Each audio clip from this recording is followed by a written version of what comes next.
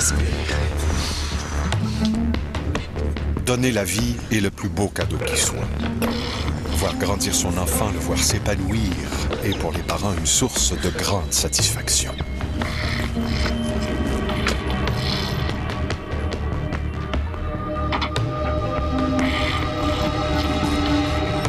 Mais que faire lorsque le rêve du poupon adoré se transforme en cauchemar? Que faire lorsque le mal semble avoir pris possession de l'enfant?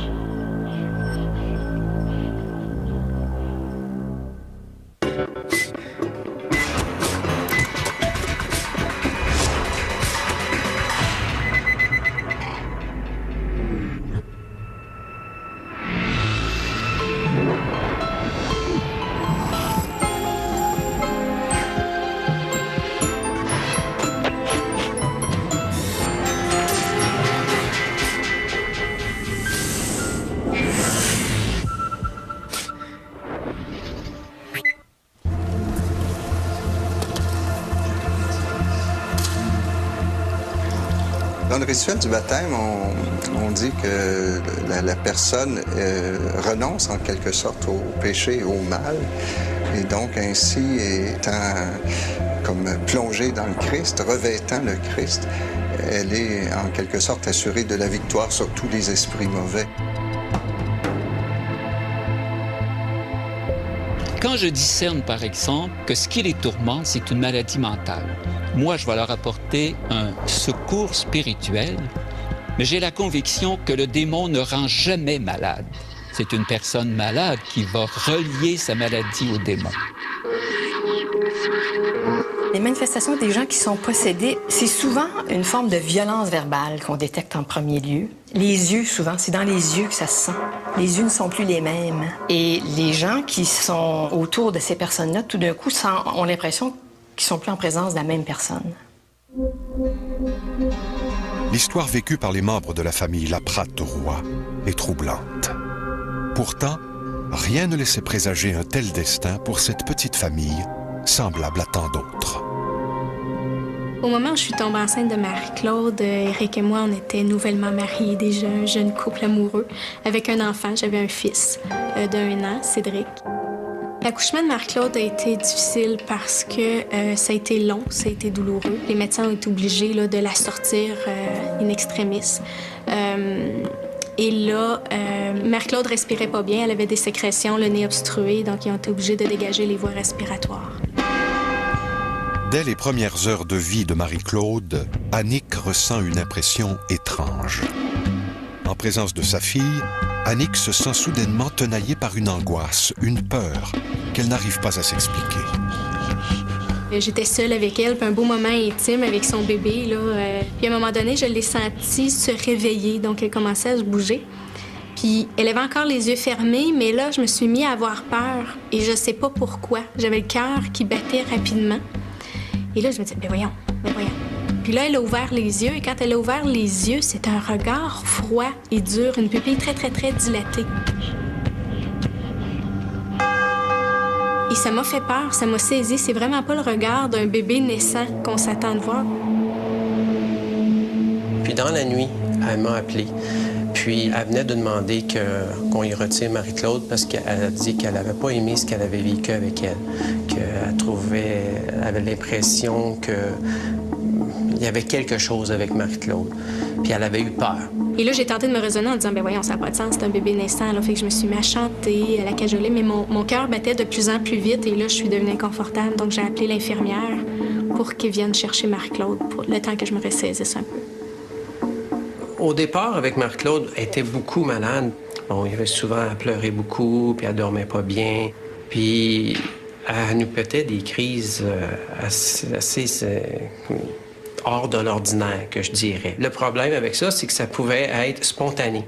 C'est là où moi, ça venait me chercher. Je dis, ben pourquoi, là, ça allait bien, là, quelques minutes, puis là, tout d'un coup, elle passait comme à une autre personne.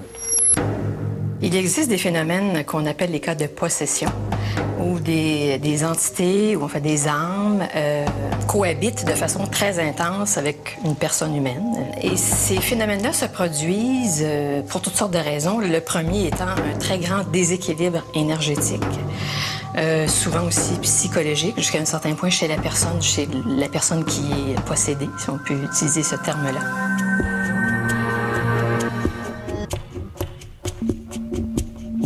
La première crise de Marie-Claude qui m'a vraiment interpellée, qui m'a mis la puce à l'oreille, que ça allait vraiment pas, c'est que j'étais au salon avec Cédric et j'ai entendu du bruit en haut. Je croyais qu'elle s'était levée de sa sieste. Donc, en arrivant en haut, je l'ai trouvée dans la salle de bain. Et là, elle m'a regardée. Et là, c'était les yeux, une grande pupille dilatée, un regard noir, un regard très froid, très dur, très livide. Je me suis approchée d'elle, puis je lui ai demandé de mettre le rouge à lèvres dans le tiroir. Et là, elle m'a regardée toujours, elle soutenait tout le temps mon regard. Elle a pris le rouge à lèvres, puis elle l'a tout écrasé au complet. Ses gestes étaient très lents, très lents, c'était pas un comportement habituel chez un enfant de 2 ans. Et là, je soutenais son regard, puis j'essayais de comprendre, parce que c'était la première fois que ma fille m'échappait comme ça. J'avais l'impression que c'était pas elle qui était en avant de moi. Il y avait à peu près 10 rouges à lèvres par terre, là, fait que j'en ai donné un autre et elle a refait la même chose. Elle les a tous écrasés, toujours en me regardant dans les yeux. Et elle a fait ça jusqu'au dernier rouge à lèvres. J'aimais pas ce qui se passait là. J'avais aucune idée de ce que c'était. Mais là, je sentais que c'était plus juste un trouble de comportement. Là, il y avait quelque chose qui m'échappait. C'était plus ma fille qui était là. Annick Laprate devenait de son propre aveu obsédée par le comportement de sa fille.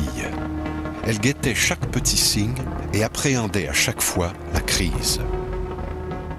Lorsque Marie-Claude a commencé à faire des crises, on s'est beaucoup questionné sur la nature de ces crises-là. Parce que Marie-Claude, dans un premier temps, était déjà hyperactive, ça, on le savait.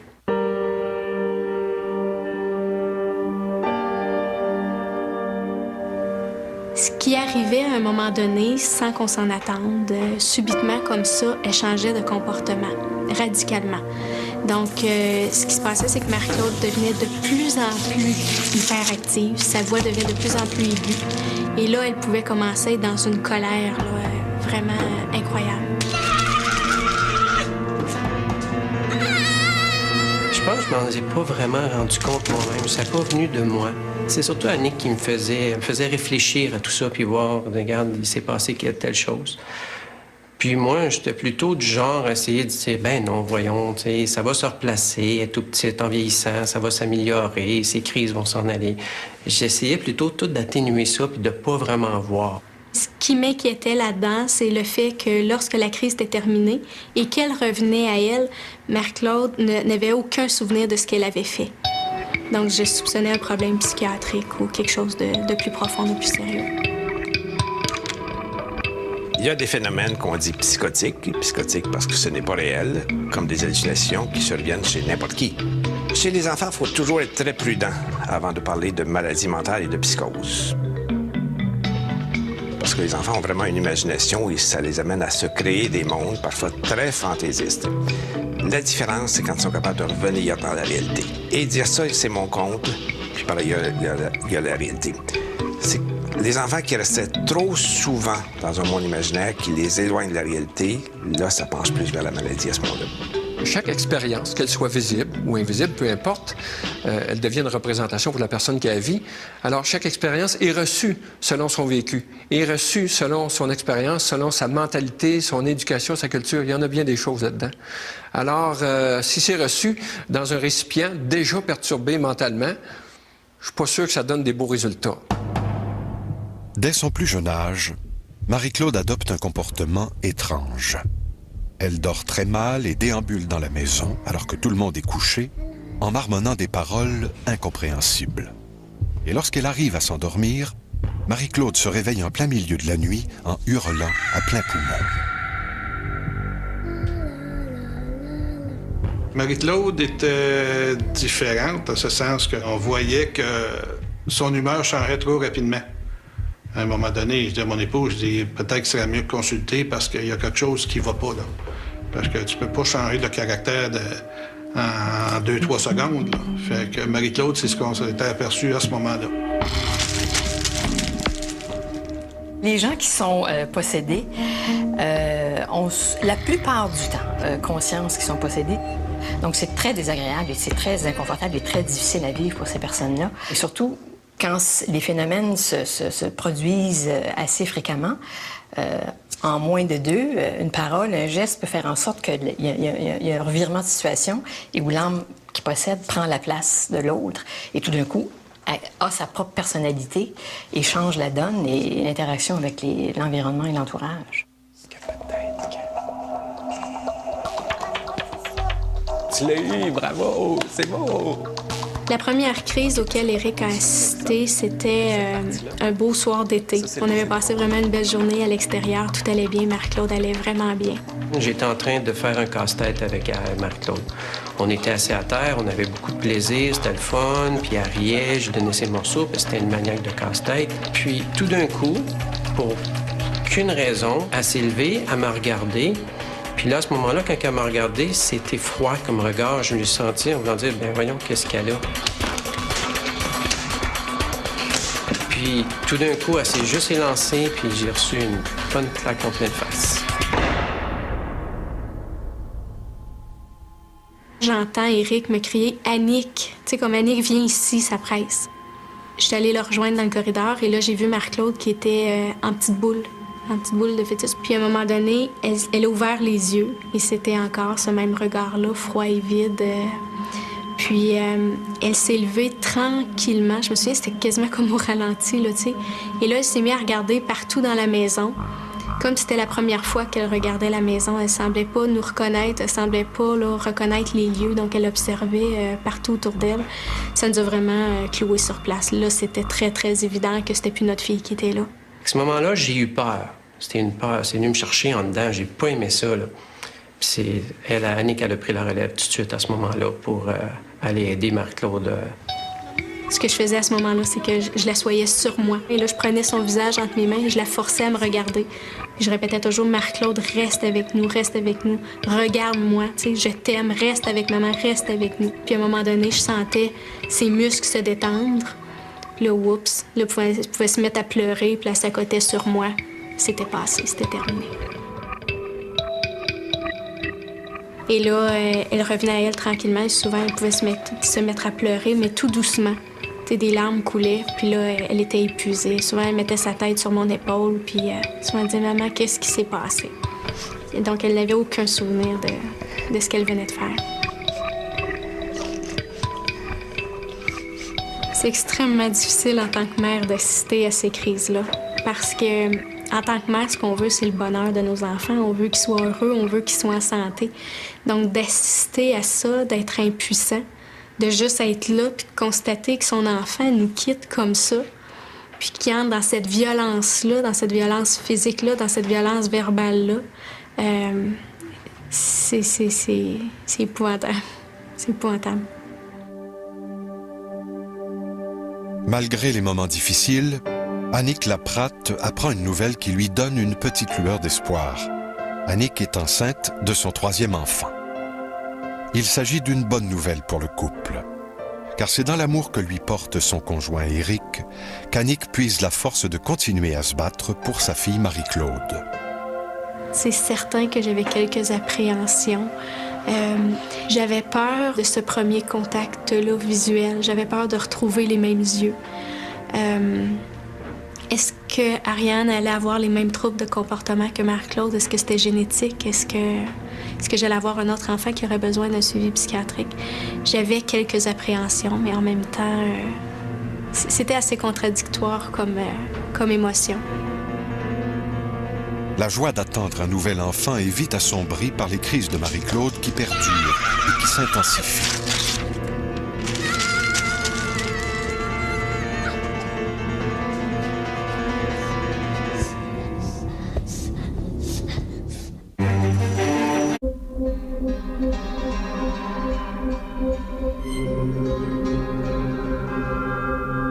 Le comportement inhabituel de Marie-Claude suscite des commentaires blessants de la part de certaines personnes. Néanmoins, Annick reste forte et continue de se battre pour sa fille. Plus ça avançait, plus je me rendais compte que Marie-Claude aurait probablement besoin d'aide psychologique et même psychiatrique. J'avais peur du jugement aussi, d'avoir un enfant avec des problèmes psychiatriques. J'étais inquiète pour elle, donc c'est certain qu'en quelque part, il y a une partie de moi qui voulait nier ça et qui espérait que la situation allait se résorber d'elle-même. Est-ce que quand on croit en quelque chose, on est porté à remettre nos croyances en question? Je crois que fondamentalement, non. Pourquoi? D'abord parce que nos croyances, il y a un côté un peu propriétaire à la croyance.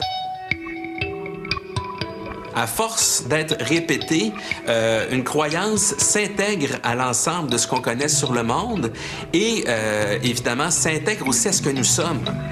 Parce que nos croyances déterminent en partie aussi ce que nous sommes, la manière dont on s'identifie nous-mêmes. Et parce que l'être humain se concentre fondamentalement à valider ses croyances plutôt qu'à les infirmer, c'est difficile la plupart du temps de se remettre en question.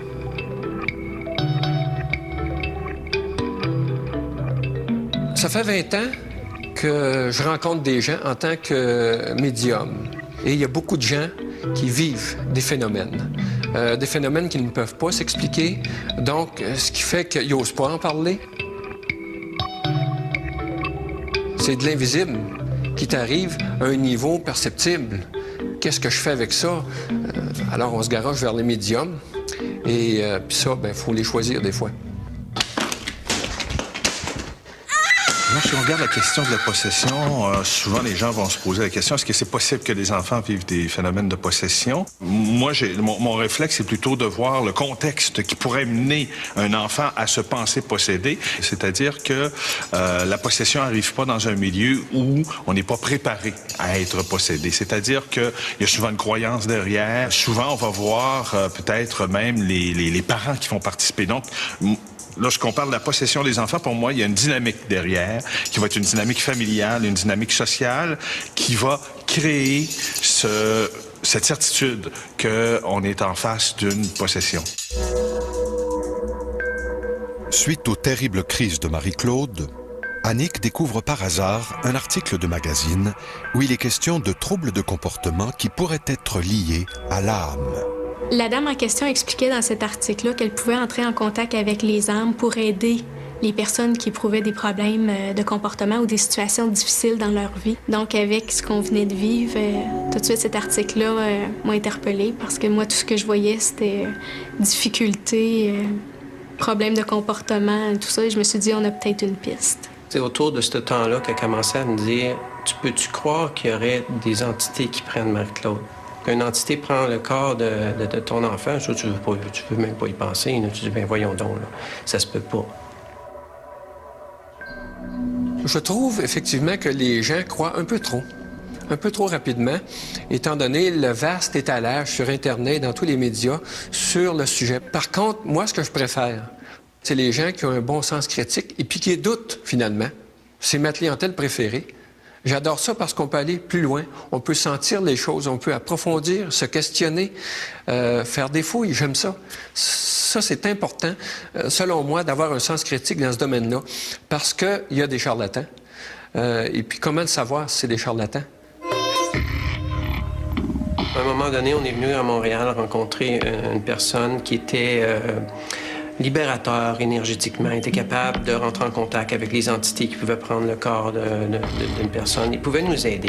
Il a expliqué qu'il y avait 2 personnes qui prenaient son corps. Mais là, on a demandé, bon, on fait quoi? Puis il a dit, je peux vous aider, mais il nous chargeait, je pense, autour de ça, 4 000 $ qu'il voulait nous charger pour ça. Que moi, qui pas très, à ce moment-là, pas très spirituel et pas encore assez ouvert à ça pour dire, je vais mettre 4 000 $ dans les mains de quelqu'un puis qui va faire disparaître ça comme ça. Pas trop sûr. J'aimais pas trop ça. Pendant qu'il grandit, l'enfant traverse différentes étapes de son développement et subit des poussées de croissance qui influencent son humeur, son imaginaire. Et ceci n'en fait pas un enfant possédé pour autant. Est-ce que la grossesse d'Annick ne cachait pas, au fond, une sensibilité à fleur de peau? Une sensibilité qu'elle avait tendance à projeter sur Marie-Claude et qui entraînait le comportement négatif de la petite fille. Lorsqu'on regarde la question de la possession des enfants, on s'aperçoit qu'il y a plein de facteurs qui pourraient influencer l'émergence d'un phénomène comme celui-là. Par exemple, plus on est jeune, plus on est près aussi d'une phase où, par exemple, les enfants vont avoir un ami imaginaire. Il y a des croyances aussi qui pourraient amener à penser que ce que voit l'enfant est un démon ou un esprit. Là, il faut faire attention parce que on va influencer, donc on va déjà projeter sur l'enfant des valeurs qu'il va bien sûr véhiculer et peut-être même lui-même projeter à l'intérieur de ce phénomène-là, qui est un phénomène qui va l'aider à structurer son identité, mais qui va être influencé par un contexte, cette fois-ci, religieux. Comment décrire les gens qui viennent et demandent à l'Église de procéder à un exorcisme? Eh bien, je dirais que le premier trait, c'est sans doute des personnes très malheureuses. Des personnes qui ont peut-être essayé toutes sortes de choses pour se libérer de ce qu'elles ressentent comme une possession d'esprits mauvais, d'esprits maléfiques. Des personnes qui sont certainement désorientées à certains égards. Donc des personnes qui souffrent beaucoup et qui cherchent à s'en sortir.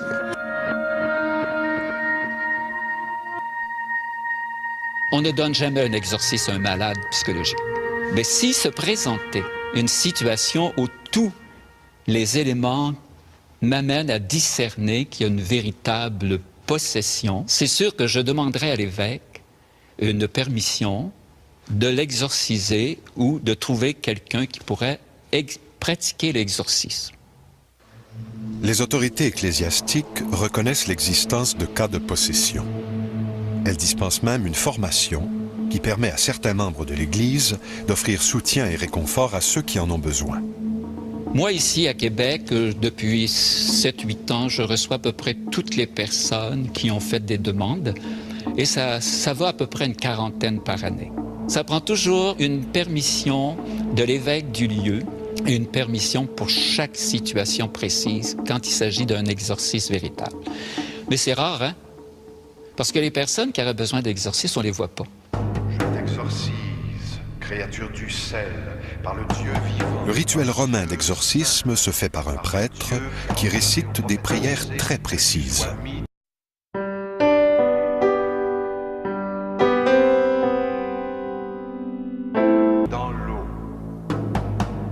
Les personnes se croient possédées. Et c'est pour ça qu'ils demandent l'exorcisme.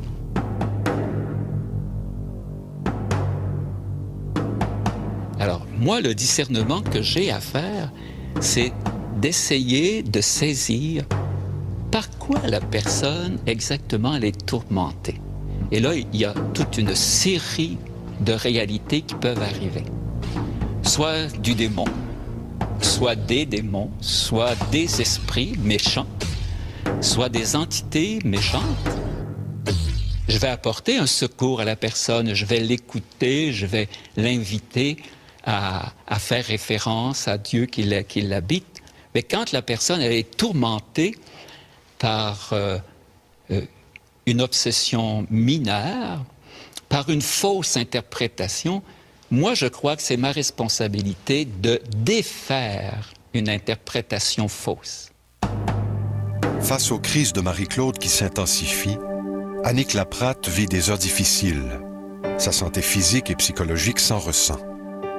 Épuisée, au bout du rouleau, Annick n'a finalement que très peu de ressources pour l'aider à traverser ces épreuves. Marie-Claude a fait une crise à un moment donné qui était une crise différente des autres.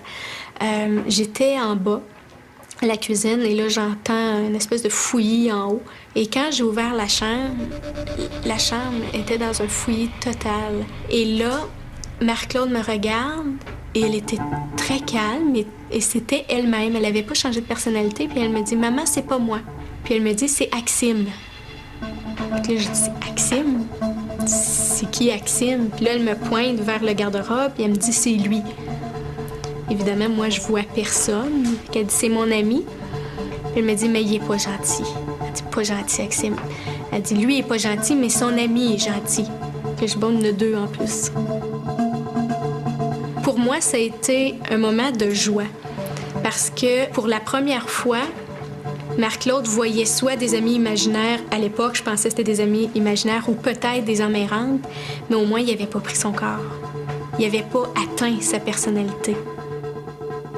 Qui est ce mystérieux Axime? Une entité venue tourmenter Marie-Claude? Ou plus simplement un ami imaginaire? La réponse à cette question, Annick l'obtiendra lors d'un événement encore plus troublant. Puis un après-midi, Marc-Claude dessinait au salon, puis elle jasait avec quelqu'un. Donc, je suis allée m'asseoir à côté d'elle. Puis là, et je lui ai demandé avec qui elle parlait. Je me demandais avec qui elle discutait. Et là, elle me dit « En papa Ilio ».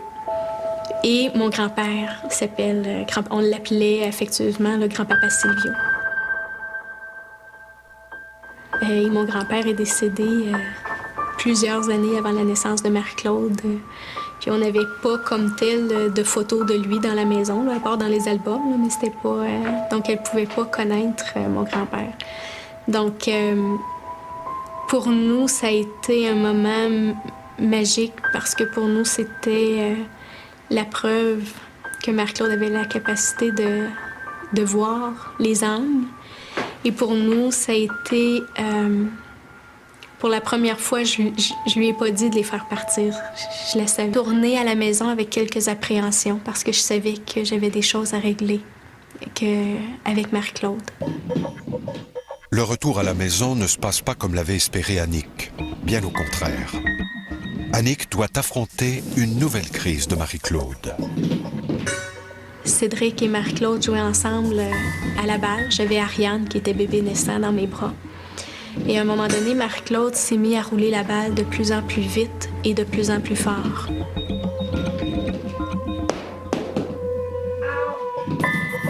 Fait que je disais à Marc-Claude de se calmer, de ralentir. Et là, je lui montrais comment rouler la balle doucement, mais il était trop tard. La crise était enclenchée.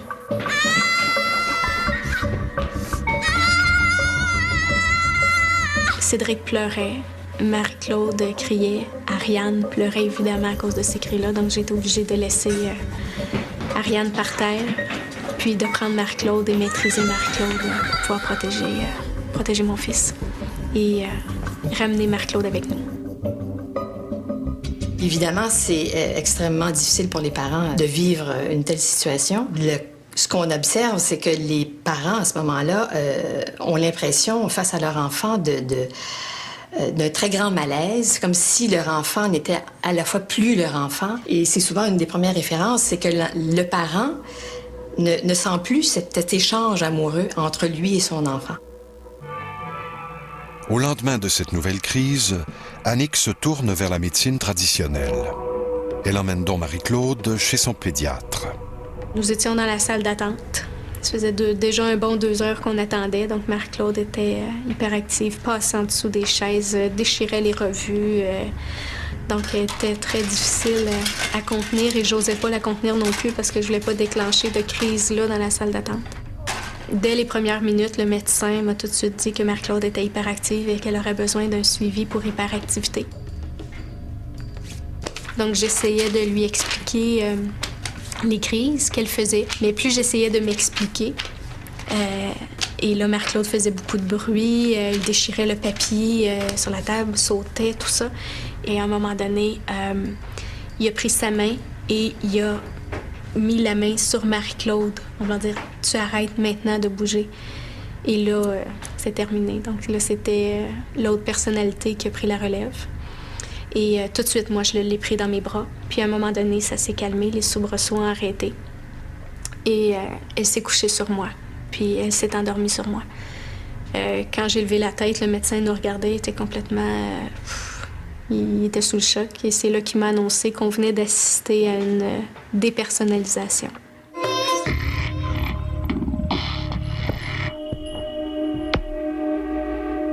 La dépersonnalisation, la dissociation, c'est un phénomène très rare. Ce en quoi ça consiste, c'est habituellement quelqu'un qui vit une circonstance très pénible et qui, trouvant ça tellement pénible, décide de se mettre ailleurs. La possession, il faut bien distinguer. La possession, ça fait appel à une conception mythologique que des gens qui peuvent être possédés par le diable, disons. Le type de personne qui va vivre un phénomène de possession ou d'expérience du paranormal, c'est un type qui va être particulièrement ouvert par une prédisposition peut-être d'intérêt ou d'éducation. Donc, il serait tout à fait plausible de voir qu'un esprit désincarné aille vers un enfant puisque celui-ci a déjà une réceptivité qui n'est pas biaisée par un conditionnement de non-acceptation. Et à partir de là, comme l'enfant a cette espèce d'émerveillement tout candide face à ce qu'il perçoit, il serait donc encore là dans la normalité la plus élémentaire que l'enfant et l'esprit désincarné puissent établir un lien. Dans le cas de possession, c'est vraiment comme une double présence à l'intérieur du corps physique. Il y a la personnalité de la personne qui habite le corps, l'âme. Alors, j'ai une âme, et si j'acceptais d'être possédée, il y aurait une autre âme qui viendrait comme s'installer dans mon corps. Et évidemment, l'âme habite aussi au-delà du corps, mais nous serions deux, comme des jumeaux, mais d'un point de vue énergétique. Chez les Laprate-Roy, la situation est loin de s'améliorer. Marie-Claude continue de faire des crises de plus en plus difficiles à vivre. Voyant sa santé se détériorer, Annick décide de consulter Marielle, son ostéopathe. C'est lors d'un traitement que Marielle confie à Annick que l'ostéopathie pourrait peut-être s'avérer bénéfique pour calmer les humeurs de Marie-Claude. Comme j'étais en attente pour l'hôpital psychiatrique, j'avais pas à choisir entre deux alternatives. Donc, plutôt que de ne rien faire, en attendant, je me suis dit, je perds rien d'essayer l'ostéopathie pour Marie-Claude, ce sera un plus. Lors de l'examen, Marielle, l'ostéopathe d'Annick, décèle chez Marie-Claude une torsion intra-osseuse au niveau de l'occiput. Marielle croit que cette anomalie peut être la cause des problèmes de comportement de Marie-Claude. Pour Annick, ce nouveau traitement constitue un nouvel espoir. L'ostéopathie est une pratique thérapeutique qui fait appel à la manipulation des os. Il s'agit également pour Annick Laprate d'un nouvel espoir pour guérir sa fille des crises incontrôlables qui l'affligent. Marie-Claude parlait mieux. Elle arrivait à se concentrer. Et les crises se sont espacées. Donc, on a réussi à avoir des beaux moments de qualité avec Marie-Claude.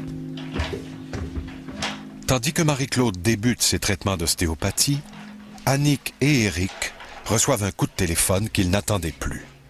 Un an plus tard, on a reçu l'appel de l'hôpital psychiatrique qui demandait à nous rencontrer. Ils nous ont donc dit que notre cas n'était pas urgent. Ils nous ont donné des numéros de téléphone en cas d'urgence au cas où une crise survenait. Et là, on était placés sur une autre liste d'attente pour approfondir la problématique de Marie-Claude. Donc, quand on est sorti de là, on n'avait pas d'outils. On était laissés à nous-mêmes, puis on était sur une liste d'attente. Maladie mentale, possession. Difficile de déterminer la validité de tous les diagnostics qui ont été posés pour expliquer le comportement de la petite Marie-Claude. C'est à force de comportements agressifs que les parents en viennent soit à se tourner vers d'autres médecines, d'autres types de médecines, ostéopathie, naturopathie, homéopathie, enfin, pour tenter de trouver une solution à leurs problèmes. Toutes les tentatives d'Annick pour faire cesser les crises de sa fille ont échoué.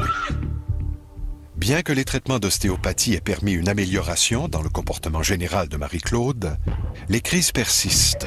Et bien qu'elles soient moins fréquentes, elles sont toujours plus intenses. La dernière crise de Marie-Claude a été la pire crise que j'ai pu voir. Je sors de la salle de bain et là, je vois Cédric qui court et est vraiment apeuré. Et je vois Marie-Claude le poursuivre en arrière. Et quand je la vois monter les marches, il est déjà trop tard. Marie-Claude, c'est plus elle-même, là. C'est les yeux froids, pleins de haine. Vraiment, c'est le regard le plus froid que j'ai pu voir de toute ma vie et de toutes les crises que j'avais vues chez Marie-Claude. Je me suis dit, là, j'avais pas le choix pour une question de sécurité pour tout le monde. J'ai dit à Cédric, prépare-toi, j'ouvre la porte, tu sors rapidement. Donc, je place ta sœur dans la chambre et toi, tu sors parce qu'ils partageaient la même chambre. Et là, Marc-Claude était toujours dans un état d'hystérie, donc elle criait, elle frappait les murs, elle essayait d'ouvrir la porte et même moi, j'avais de la difficulté à tenir la porte dans mes mains. Donc j'ai fait un nœud à la poignée de porte de Marc-Claude que j'ai attaché à la rampe qui était derrière moi, la rampe de bois derrière moi. Et j'ai attaché ça bien solide, donc Marc-Claude tirait sur la porte. À un moment donné, elle a arrêté. Et là, je crois qu'elle se lançait sur les murs parce que c'est ce qu'on entendait. Donc on entendait les coups là, qu'elle se lançait sur les murs. J'étais complètement dépassée. Je me suis assise dans le corridor avec mon fils à côté et on s'est mis à prier tous les deux. Cédric pleurait, il se demandait comment tout à coup maman pouvait faire ça. Là, c'était... Et à un moment donné, on a senti que le calme était revenu dans la chambre.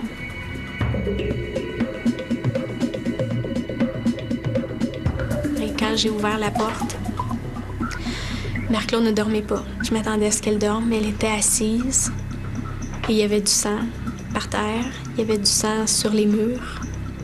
Elle s'est retournée, elle m'a regardée. Et c'était un regard absent. Et elle s'est mise à rire et à rire aux éclats. Puis elle saignait du nez, donc elle a pris du sang sur son nez. Puis elle s'est mise à faire un dessin sur le mur. J'ai été tellement sous le choc de voir cette scène-là que j'en ai été malade. Donc j'ai carrément vomi sur place. L'intensité et la violence de cette nouvelle crise de Marie-Claude atteignent des sommets. Annick et Éric se sentent complètement démunis et demandent de l'aide. Il est tout à fait possible de libérer une âme qui est possédée, une personne qui est possédée à l'aide d'harmonisation énergétique. Par contre, il faut tenir compte de deux choses très importantes. Il y a la personne qui est possédée et l'âme qu'on cherche à évacuer de la personne qui est possédée. Mais la chose la plus importante là-dedans, c'est qu'il faut utiliser une stratégie d'amour. Parce que finalement, il n'y a que l'amour qui peut réussir à libérer la personne qui est possédée. Suite à la dernière crise de Marc-Claude, j'ai tout de suite pris rendez-vous avec Marielle pour que Marc-Claude soit vue pour m'assurer que physiquement, elle était bien. Et c'est là qu'elle m'a demandé si j'étais ouverte d'esprit, parce qu'elle connaissait quelqu'un qui avait une expérience avec le paranormal et qui était excellent avec les enfants, qui pourrait sûrement aider Marc-Claude. C'est sans aucune hésitation qu'Annick manifeste son désir de rencontrer cette personne. Il s'agit de Michael, un homme habitué à faire face et à soulager la détresse psychologique des autres. On l'a rencontré une première fois, donc Marc-Claude et moi, avec Michael. Suite à cette première rencontre-là, Michael m'a dit que Marc-Claude avait des entités dans son champ vibratoire. Et ce qu'il m'a dit, c'est que l'âme de Marc-Claude n'était pas complètement enracinée dans son corps. Donc, que son âme voyageait et qu'elle avait des entités dans ses corps d'énergie. Ce qui veut dire que quand son âme quittait, ça laissait le champ libre pour les âmes errantes et que les âmes errantes passaient leur influence à travers elle. Après ça, il a expliqué qu'il dit, regarde, ce qu'on va faire, il dit, on va faire sortir les entités du corps de Marie-Claude et on va ancrer son âme pour qu'elle reste dans son corps. Il dit, quand son âme va être dans son corps, comme la plupart du monde en général, leur âme est solide en dedans d'eux, les entités ne peuvent plus rentrer. Mais il dit qu'il va falloir passer par ce qu'il appelle un exorcisme. C'est un mot qui fait peur, mais c'était plus une libération, enlever les entités de son corps. Les parents de Marie-Claude se font dire qu'une fois de retour à la maison, ils devront prier afin que l'âme de Marie-Claude accepte de réintégrer son corps physique. Le jour de la libération, Marc-Claude et moi, on s'est rendus au bureau de Michael et il a premièrement tenté de bien enraciner Marc-Claude. Par la suite, il a fait la prière de la lumière et c'est à ce moment-là que Marc-Claude a commencé à s'agiter. Puis elle a tenté d'ouvrir la fenêtre. Elle voulait sortir. Je me suis donc levée pour pouvoir prendre Marc-Claude dans mes bras et Michael m'a fait signe non. Et là, je regardais la scène, puis je voyais Marc-Claude dans un état un état de crise. Michael qui parlait de plus en plus fort. Que tu sois mis dans l'eau.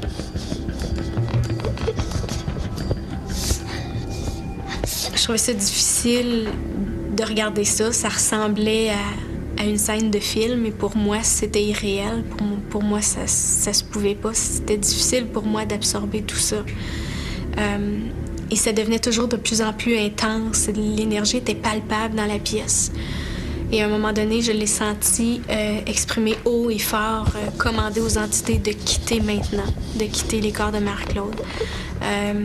Il l'a répété à plusieurs reprises. Et à un moment donné, j'étais sur la chaise et j'ai senti comme si on me donnait un coup de poing dans le ventre. Donc, j'ai eu de la difficulté à respirer. J'ai senti mon corps comme s'il était paralysé. J'ai senti comme une présence passer au travers. Et là, j'avais de la difficulté à respirer. Et là, je regardais Michael. Et Michael était vraiment face à moi. Et là, il a commandé aux entités de quitter. Et ça a pris 1 seconde. Et là, c'est parti. Quand j'ai ouvert les yeux, quand je suis revenue un petit peu à moi, j'ai vu Marie-Claude, elle était couchée sur la table de traitement.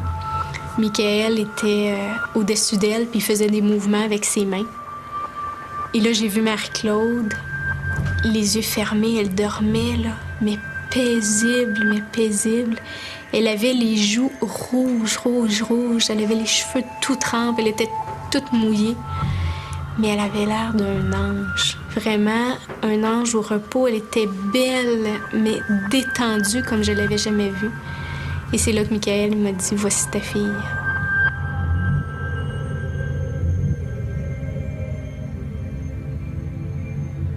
Et j'ai ramené Marie-Claude à la maison et puis elle a dormi 48 heures. Pour moi, de savoir si elle est guérie ou pas, écoute, elle a dormi 48 heures, ça veut dire quoi? Ça veut dire rien pour moi. Bon, elle était fatiguée, virus, quoi, je sais pas. Okay? Je n'analysais pas, j'étais OK, on va la laisser. Mais j'étais en attente de la prochaine crise. Et elle n'est jamais venue.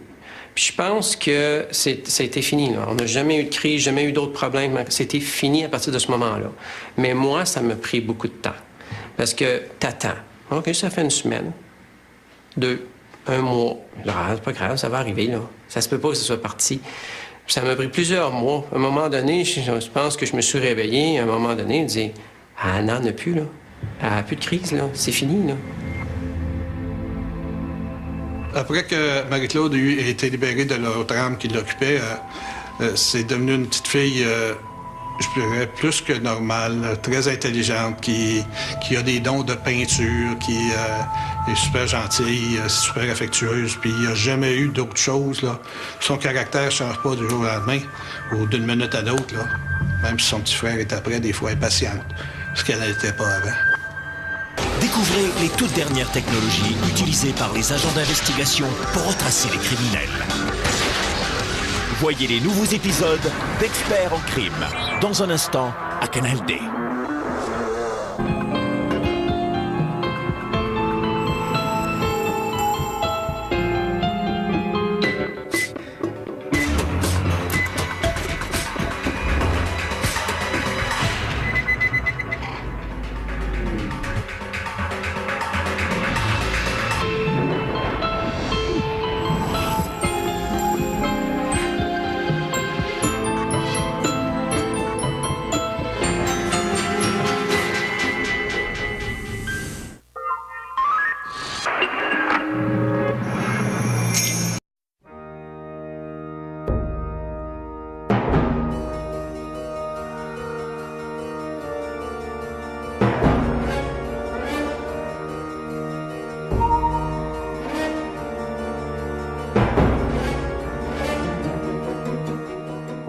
Ici à Québec, depuis 7-8 ans, je reçois à peu près toutes les personnes qui ont fait des demandes et ça va à peu près 40 par année. Ça prend toujours une permission de l'évêque du lieu et une permission pour chaque situation précise quand il s'agit d'un exorcisme véritable. Mais c'est rare, hein? Parce que les personnes qui auraient besoin d'exorcisme, on les voit pas. Je t'exorcise, créature du sel, par le Dieu vivant. Le rituel romain d'exorcisme se fait par un prêtre qui récite des prières très précises.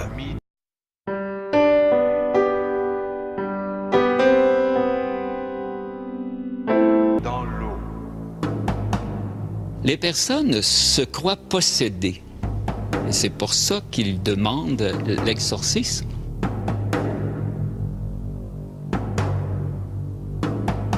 Alors, moi, le discernement que j'ai à faire, c'est d'essayer de saisir par quoi la personne exactement elle est tourmentée. Et là, il y a toute une série de réalités qui peuvent arriver. Soit du démon, soit des démons, soit des esprits méchants, soit des entités méchantes. Je vais apporter un secours à la personne, je vais l'écouter, je vais l'inviter à faire référence à Dieu qui l'habite. Mais quand la personne elle est tourmentée par une obsession mineure, par une fausse interprétation, moi je crois que c'est ma responsabilité de défaire une interprétation fausse. Face aux crises de Marie-Claude qui s'intensifient, Annick Laprate vit des heures difficiles. Sa santé physique et psychologique s'en ressent. Épuisée, au bout du rouleau, Annick n'a finalement que très peu de ressources pour l'aider à traverser ces épreuves. Marie-Claude a fait une crise à un moment donné qui était une crise différente des autres. J'étais en bas, à la cuisine, et là, j'entends une espèce de fouillis en haut. Et quand j'ai ouvert la chambre était dans un fouillis total. Et là, Marie-Claude me regarde et elle était très calme et c'était elle-même. Elle n'avait pas changé de personnalité. Puis elle me dit « Maman, c'est pas moi. » Puis elle me dit « C'est Axime. » Puis là, je dis « Axime? C'est qui Axime? » Puis là, elle me pointe vers le garde-robe et elle me dit « C'est lui. » Évidemment, moi, je vois personne. Elle dit « C'est mon ami. » Elle me dit « Mais il est pas gentil. » Elle dit « Pas gentil, Axime. » Elle dit « Lui, il est pas gentil, mais son ami est gentil. » Puis je bonne le deux en plus. Pour moi, ça a été un moment de joie. Parce que pour la première fois, Marie-Claude voyait soit des amis imaginaires. À l'époque, je pensais que c'était des amis imaginaires ou peut-être des âmes errantes, mais au moins, il n'avait pas pris son corps. Il n'avait pas atteint sa personnalité. Qui est ce mystérieux Axime? Une entité venue tourmenter Marie-Claude? Ou plus simplement, un ami imaginaire? La réponse à cette question, Annick l'obtiendra lors d'un événement encore plus troublant. Puis un après-midi, Marie-Claude dessinait au salon, puis elle jasait avec quelqu'un.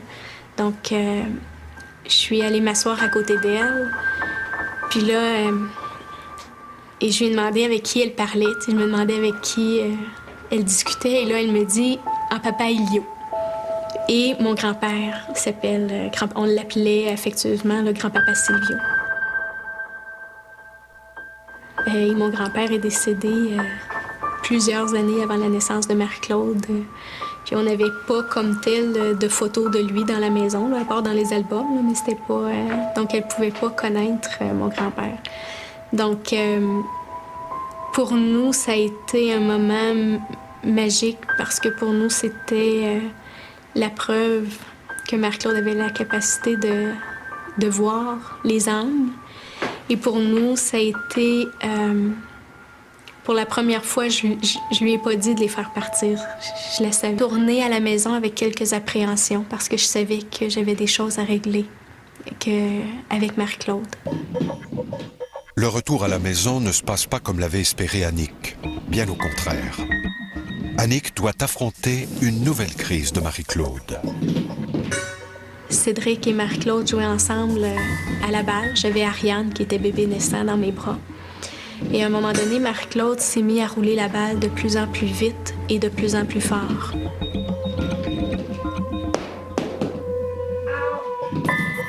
Fait que je disais à Marie-Claude de se calmer, de ralentir. Et là, je lui montrais comment rouler la balle doucement, mais il était trop tard. La crise était enclenchée.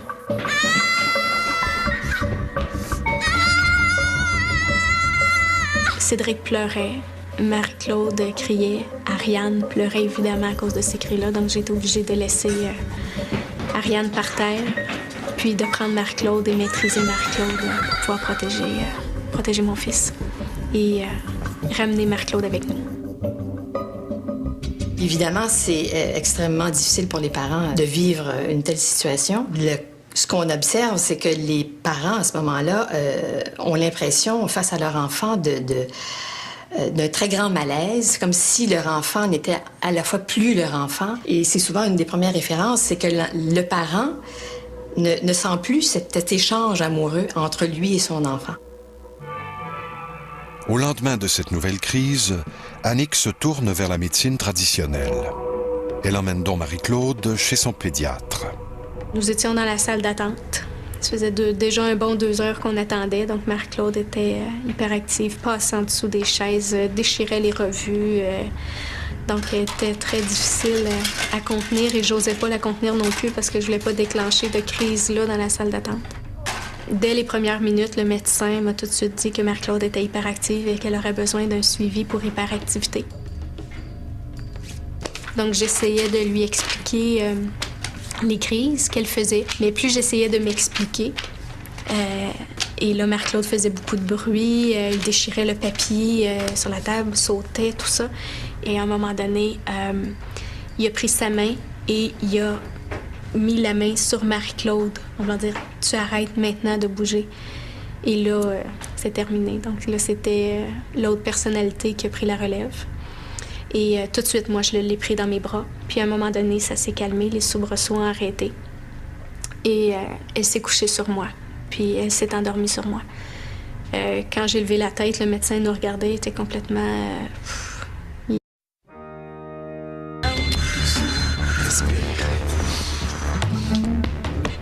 Donner la vie est le plus beau cadeau qui soit.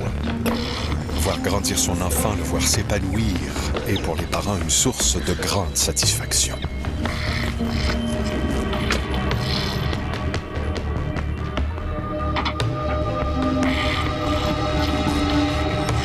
Que faire lorsque le rêve du poupon adoré se transforme en cauchemar? Que faire lorsque le mal semble avoir pris possession de l'enfant?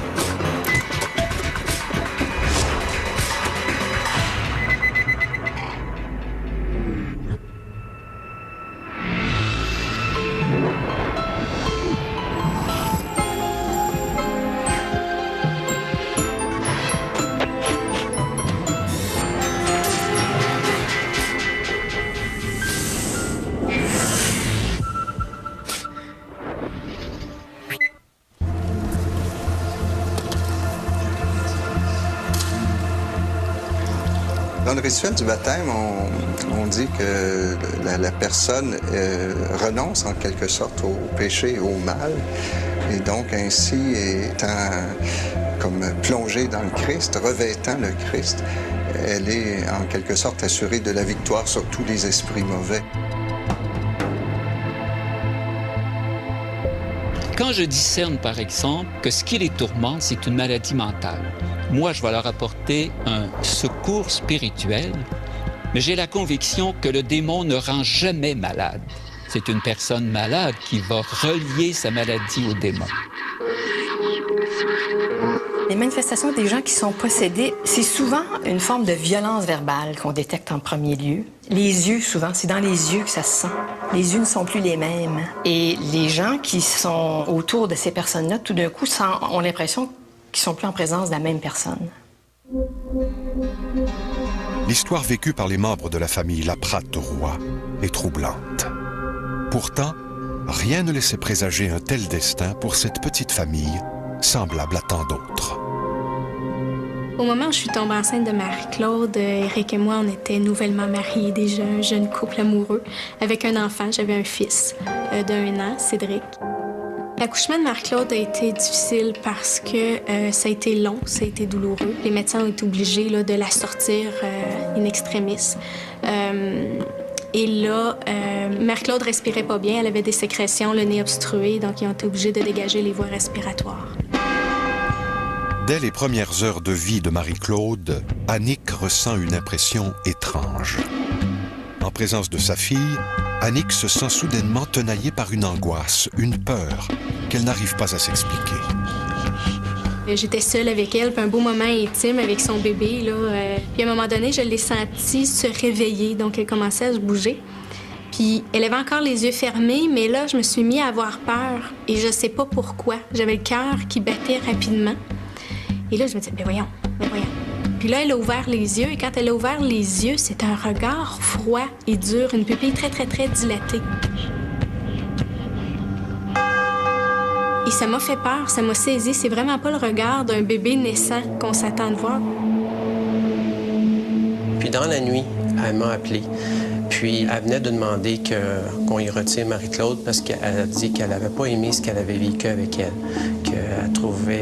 Elle avait l'impression qu'il y avait quelque chose avec Marie-Claude. Puis elle avait eu peur. Et là, j'ai tenté de me raisonner en disant, ben voyons, ça n'a pas de sens, c'est un bébé naissant. Là, fait que je me suis mis à chanter, à la cajoler, mais mon cœur battait de plus en plus vite et là, je suis devenue inconfortable. Donc, j'ai appelé l'infirmière pour qu'elle vienne chercher Marie-Claude pour le temps que je me ressaisisse un peu. Au départ, avec Marie-Claude, elle était beaucoup malade. Bon, il y avait souvent à pleurer beaucoup, puis elle dormait pas bien.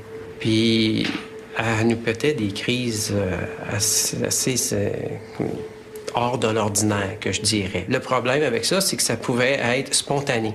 C'est là où ce que moi, ça venait me chercher. Je dis, ben pourquoi, là, ça allait bien, là, quelques minutes, puis là, tout d'un coup, elle passait comme à une autre personne. Il existe des phénomènes qu'on appelle les cas de possession, où des entités, ou en fait des âmes, cohabitent de façon très intense avec une personne humaine. Et ces phénomènes-là se produisent pour toutes sortes de raisons. Le premier étant un très grand déséquilibre énergétique, souvent aussi psychologique, jusqu'à un certain point chez la personne qui est possédée, si on peut utiliser ce terme-là.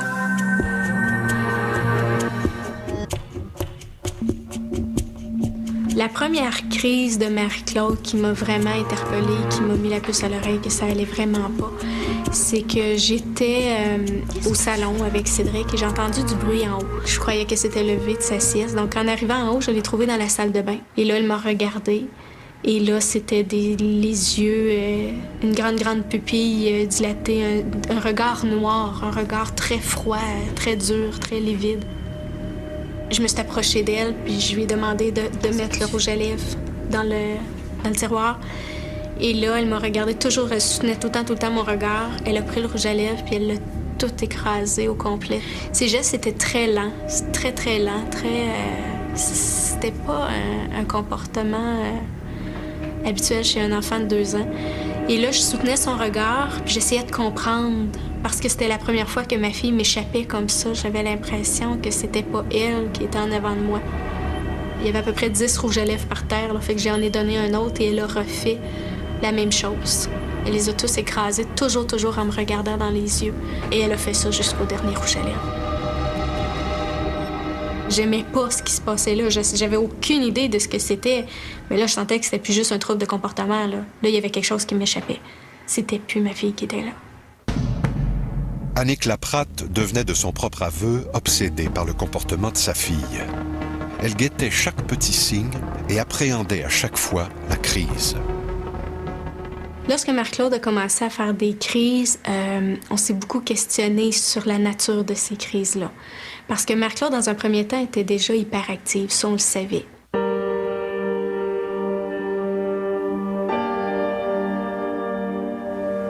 Ce qui arrivait à un moment donné, sans qu'on s'en attende, subitement comme ça, elle changeait de comportement, radicalement. Donc, ce qui se passait, c'est que Marie-Claude devenait de plus en plus hyperactive, sa voix devenait de plus en plus aiguë. Et là, elle pouvait commencer dans une colère là, vraiment incroyable. Je pense que je m'en ai pas vraiment rendu compte moi-même. Ça n'a pas venu de moi.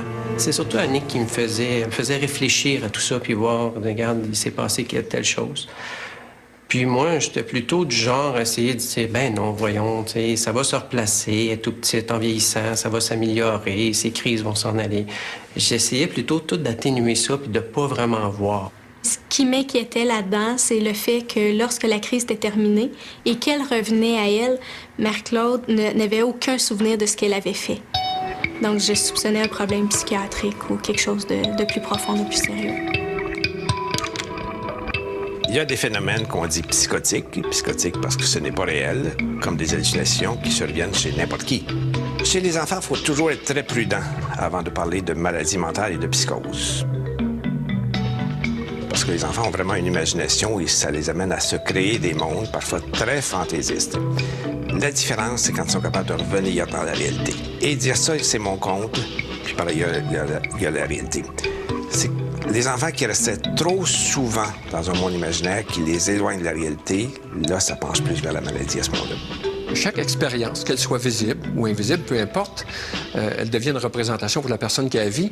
Alors, chaque expérience est reçue selon son vécu, est reçue selon son expérience, selon sa mentalité, son éducation, sa culture. Il y en a bien des choses là-dedans. Alors, si c'est reçu dans un récipient déjà perturbé mentalement, je suis pas sûr que ça donne des beaux résultats. Dès son plus jeune âge, Marie-Claude adopte un comportement étrange. Elle dort très mal et déambule dans la maison, alors que tout le monde est couché, en marmonnant des paroles incompréhensibles. Et lorsqu'elle arrive à s'endormir, Marie-Claude se réveille en plein milieu de la nuit en hurlant à plein poumon. Marie-Claude était différente, en ce sens qu'on voyait que son humeur changeait trop rapidement. À un moment donné, je dis à mon épouse, je dis peut-être qu'il serait mieux de consulter parce qu'il y a quelque chose qui ne va pas, là. Parce que tu peux pas changer de caractère en 2-3 secondes, là. Fait que Marie-Claude, c'est ce qu'on s'était aperçu à ce moment-là. Les gens qui sont possédés ont la plupart du temps conscience qu'ils sont possédés. Donc c'est très désagréable et c'est très inconfortable et très difficile à vivre pour ces personnes-là. Et surtout, quand les phénomènes se produisent assez fréquemment, en moins de 2, une parole, un geste peut faire en sorte qu'il y a un revirement de situation et où l'âme qui possède prend la place de l'autre et tout d'un coup a sa propre personnalité et change la donne et l'interaction avec l'environnement et l'entourage. Tu l'as eu, bravo, c'est beau! La première crise auquel Éric a assisté, c'était un beau soir d'été. On avait passé vraiment une belle journée à l'extérieur. Tout allait bien. Marie-Claude allait vraiment bien. J'étais en train de faire un casse-tête avec Marie-Claude. On était assis à terre, on avait beaucoup de plaisir, c'était le fun, puis elle riait, je donnais ses morceaux, puis c'était une maniaque de casse-tête. Puis tout d'un coup, pour aucune raison, elle s'est levée, elle m'a regardé. Puis là, à ce moment-là, quand elle m'a regardé, c'était froid comme regard. Je me suis senti en voulant dire, ben voyons, qu'est-ce qu'elle a? Puis tout d'un coup, elle s'est juste élancée, puis j'ai reçu une bonne claque en pleine face. J'entends Éric me crier « Annick ». Tu sais, comme « Annick, viens ici, ça presse ». J'étais allée le rejoindre dans le corridor et là, j'ai vu Marie-Claude qui était en petite boule de fœtus. Puis à un moment donné, elle a ouvert les yeux et c'était encore ce même regard-là, froid et vide. Puis elle s'est levée tranquillement. Je me souviens, c'était quasiment comme au ralenti, là, tu sais. Et là, elle s'est mise à regarder partout dans la maison, comme si c'était la première fois qu'elle regardait la maison. Elle semblait pas nous reconnaître, elle semblait pas là, reconnaître les lieux, donc elle observait partout autour d'elle. Ça nous a vraiment cloués sur place. Là, c'était très, très évident que c'était plus notre fille qui était là. À ce moment-là, j'ai eu peur. C'était une peur. C'est venu me chercher en dedans. J'ai pas aimé ça, là. Puis c'est Annick, elle a pris la relève tout de suite à ce moment-là pour aller aider Marie-Claude. Ce que je faisais à ce moment-là, c'est que je l'assoyais sur moi. Et là, je prenais son visage entre mes mains et je la forçais à me regarder.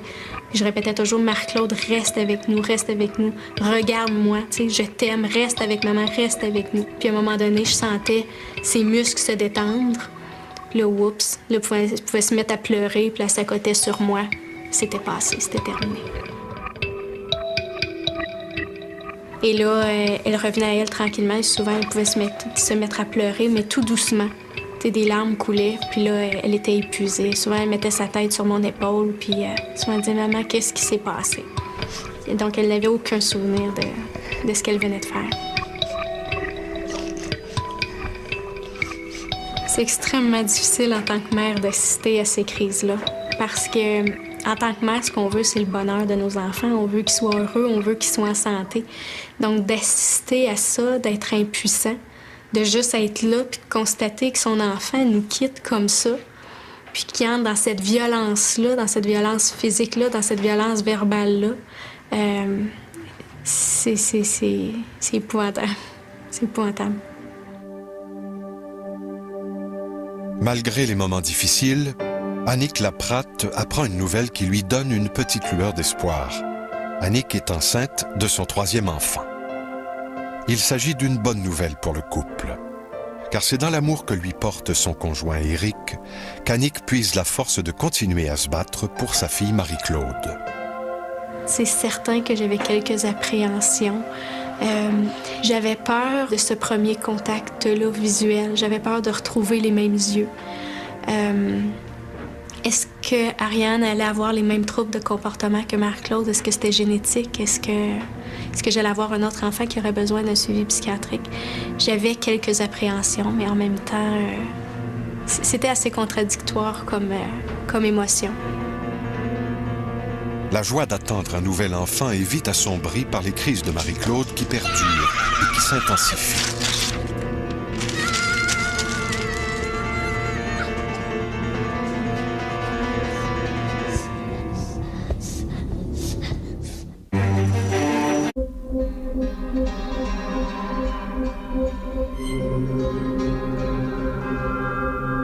Le comportement inhabituel de Marie-Claude suscite des commentaires blessants de la part de certaines personnes.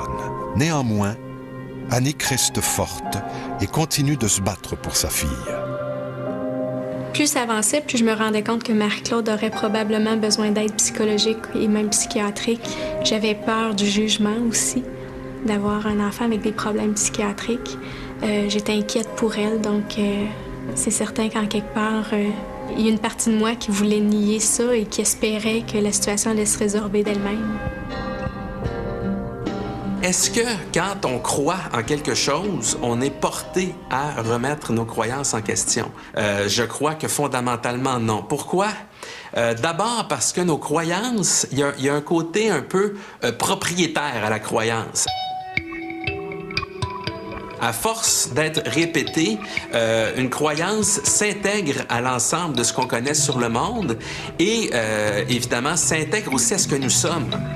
Parce que nos croyances déterminent en partie aussi ce que nous sommes, la manière dont on s'identifie nous-mêmes. Et parce que l'être humain se concentre fondamentalement à valider ses croyances plutôt qu'à les infirmer, c'est difficile la plupart du temps de se remettre en question.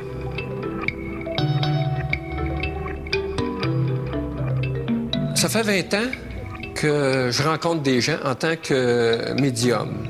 Et il y a beaucoup de gens qui vivent des phénomènes qui ne peuvent pas s'expliquer. Donc, ce qui fait qu'ils n'osent pas en parler. C'est de l'invisible qui t'arrive à un niveau perceptible. Qu'est-ce que je fais avec ça? Alors, on se garoche vers les médiums. Et puis ça, il faut les choisir des fois.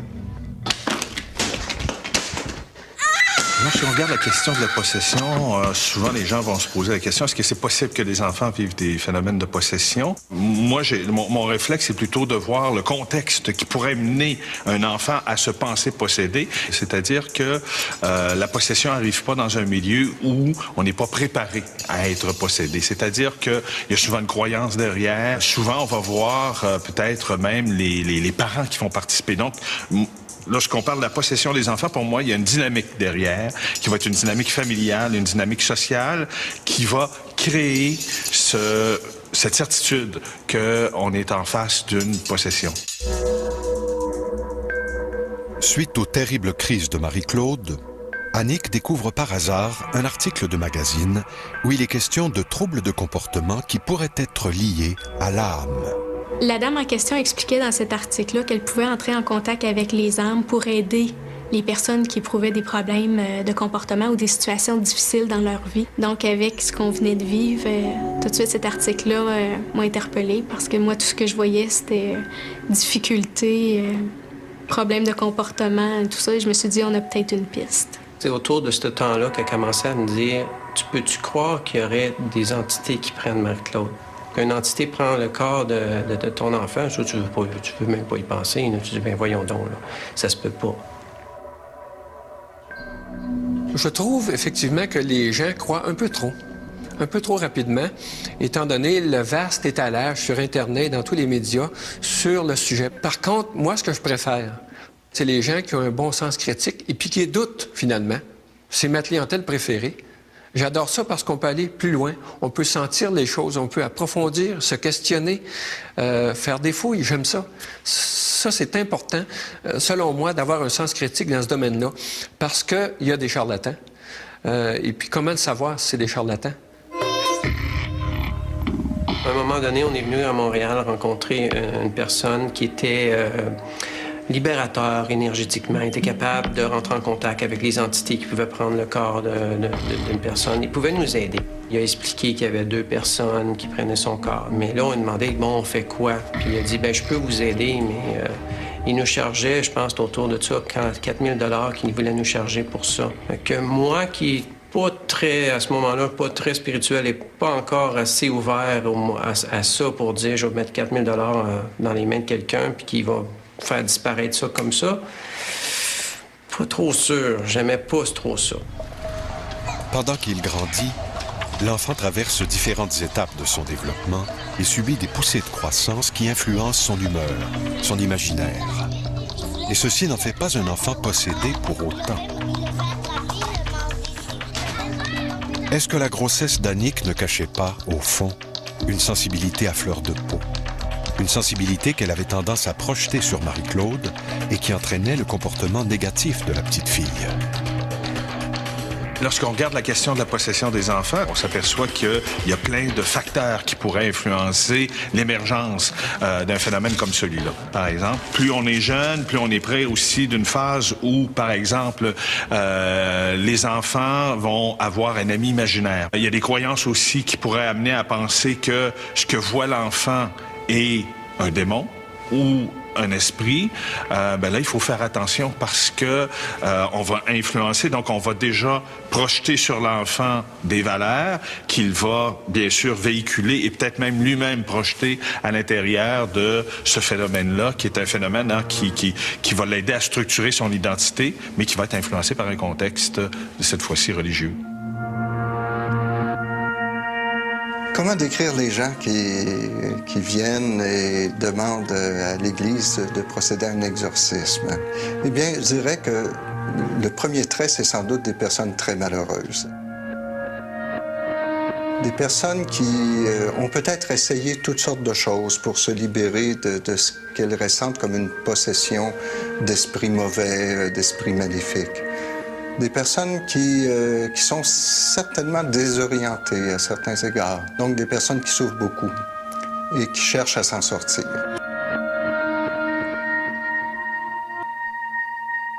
On ne donne jamais un exorcisme à un malade psychologique. Mais s'il se présentait une situation où tous les éléments m'amènent à discerner qu'il y a une véritable possession, c'est sûr que je demanderais à l'évêque une permission de l'exorciser ou de trouver quelqu'un qui pourrait pratiquer l'exorcisme. Les autorités ecclésiastiques reconnaissent l'existence de cas de possession. Elles dispensent même une formation qui permet à certains membres de l'Église d'offrir soutien et réconfort à ceux qui en ont besoin. Moi, il était sous le choc et c'est là qu'il m'a annoncé qu'on venait d'assister à une dépersonnalisation.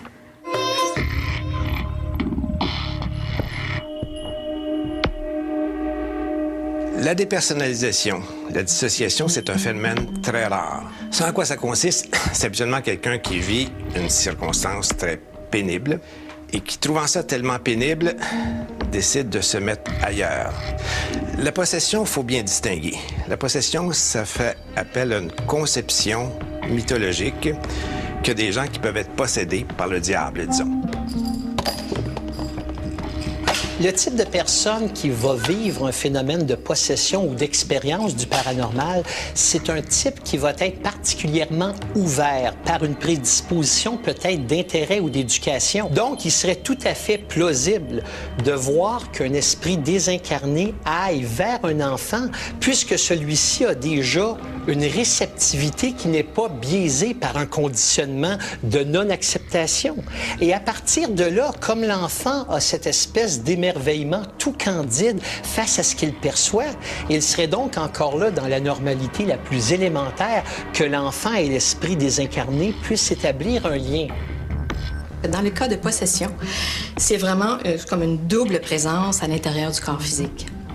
Il y a la personnalité de la personne qui habite le corps, l'âme. Alors, j'ai une âme, et si j'acceptais d'être possédée, il y aurait une autre âme qui viendrait comme s'installer dans mon corps. Et évidemment, l'âme habite aussi au-delà du corps, mais nous serions deux, comme des jumeaux, mais d'un point de vue énergétique.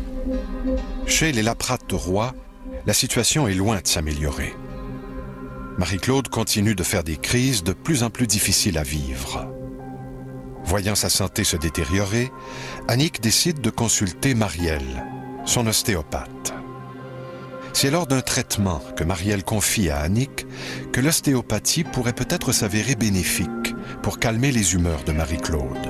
Comme j'étais en attente pour l'hôpital psychiatrique, j'avais pas à choisir entre deux alternatives. Donc, plutôt que de ne rien faire, en attendant, je me suis dit, je perds rien d'essayer l'ostéopathie pour Marie-Claude, ce sera un plus. Lors de l'examen, Marielle, l'ostéopathe d'Annick, décèle chez Marie-Claude une torsion intra-osseuse au niveau de l'occiput. Marielle croit que cette anomalie peut être la cause des problèmes de comportement de Marie-Claude. Pour Annick, ce nouveau traitement constitue un nouvel espoir.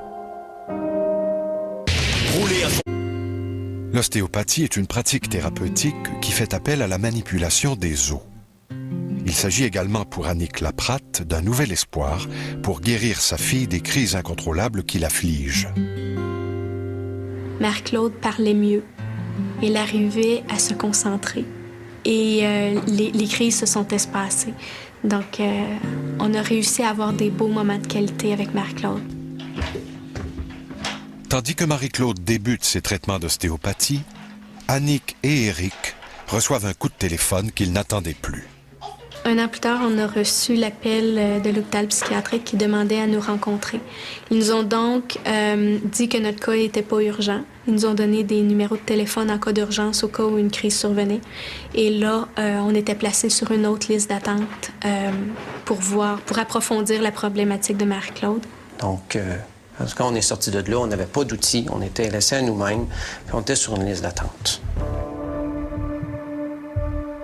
Maladie mentale, possession. Difficile de déterminer la validité de tous les diagnostics qui ont été posés pour expliquer le comportement de la petite Marie-Claude. C'est à force de comportements agressifs que les parents en viennent soit à se tourner vers d'autres médecines, d'autres types de médecines, ostéopathie, naturopathie, homéopathie, enfin, pour tenter de trouver une solution à leurs problèmes. Toutes les tentatives d'Annick pour faire cesser les crises de sa fille ont échoué. Bien que les traitements d'ostéopathie aient permis une amélioration dans le comportement général de Marie-Claude, les crises persistent. Et bien qu'elles soient moins fréquentes, elles sont toujours plus intenses. La dernière crise de Marie-Claude a été la pire crise que j'ai pu voir. Je sors de la salle de bain et là, je vois Cédric qui court et est vraiment apeuré. Et je vois Marie-Claude le poursuivre en arrière. Et quand je la vois monter les marches, il est déjà trop tard. Marie-Claude, c'est plus elle-même, là. C'est les yeux froids, pleins de haine. Vraiment, c'est le regard le plus froid que j'ai pu voir de toute ma vie et de toutes les crises que j'avais vues chez Marie-Claude. Je me suis dit, là, j'avais pas le choix pour une question de sécurité pour tout le monde. J'ai dit à Cédric, prépare-toi, j'ouvre la porte, tu sors rapidement. Donc, je place ta sœur dans la chambre et toi, tu sors parce qu'ils partageaient la même chambre. Et là, Marie-Claude était toujours dans un état d'hystérie, donc elle criait, elle frappait les murs, elle essayait d'ouvrir la porte et même moi, j'avais de la difficulté à tenir la porte dans mes mains. Donc j'ai fait un nœud à la poignée de porte de Marie-Claude que j'ai attaché à la rampe qui était derrière moi, la rampe de bois derrière moi. Et j'ai attaché ça bien solide, donc Marie-Claude tirait sur la porte. À un moment donné, elle a arrêté. Et là, je crois qu'elle se lançait sur les murs parce que c'est ce qu'on entendait. Donc on entendait les coups là, qu'elle se lançait sur les murs. J'étais complètement dépassée. Je me suis assise dans le corridor avec mon fils à côté et on s'est mis à prier tous les deux. Cédric pleurait, il se demandait comment tout à coup maman pouvait faire ça. C'était... Et à un moment donné, on a senti que le calme était revenu dans la chambre.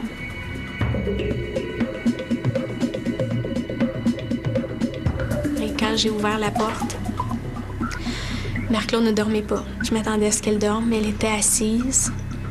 Et il y avait du sang par terre. Il y avait du sang sur les murs.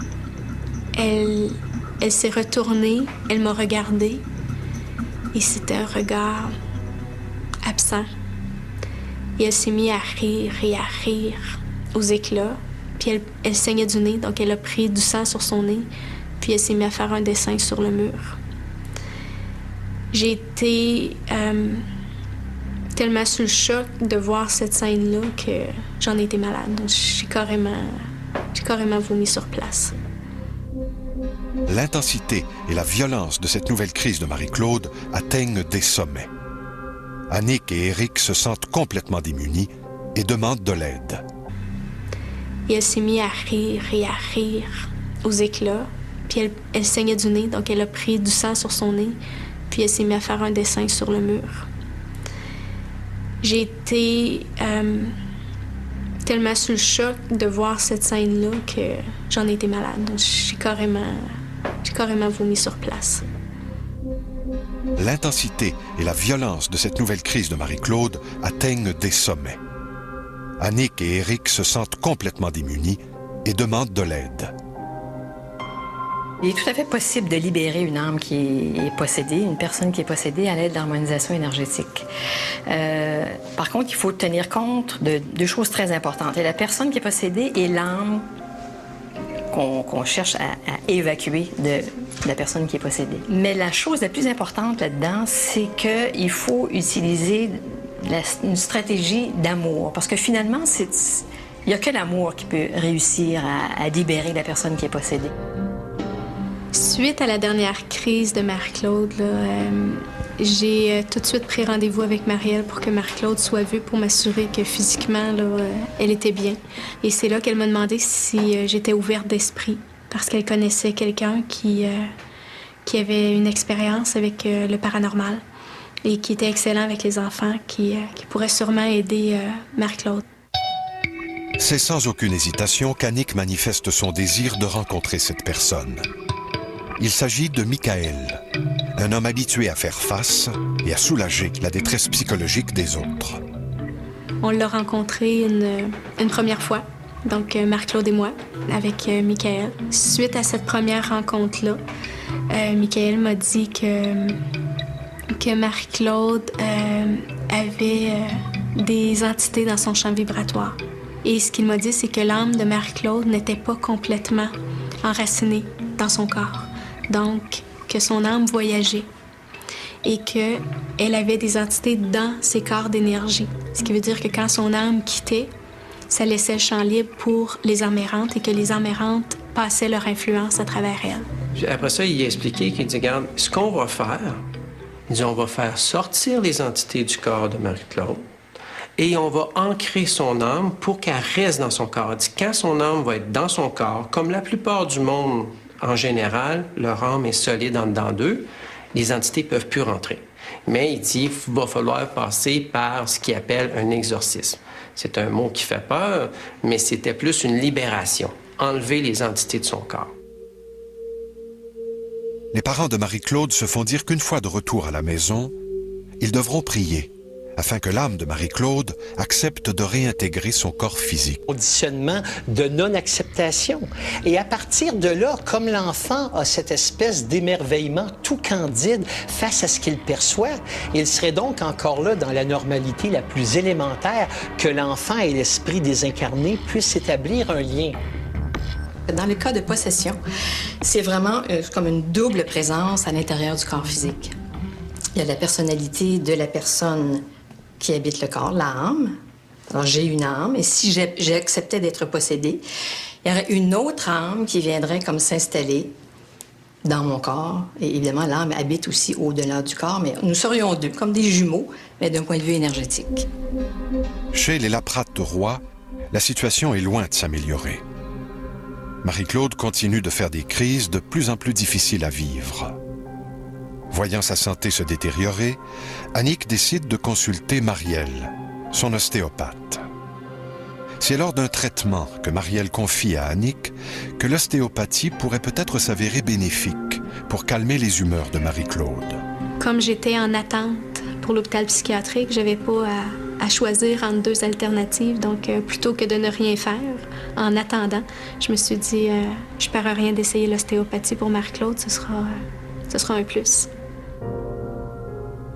Lors de l'examen, Marielle, l'ostéopathe d'Annick, décèle chez Marie-Claude une torsion intra-osseuse au niveau de l'occiput. Marielle croit que cette anomalie peut être la cause des problèmes de comportement de Marie-Claude. Pour Annick, ce nouveau traitement constitue un nouvel espoir.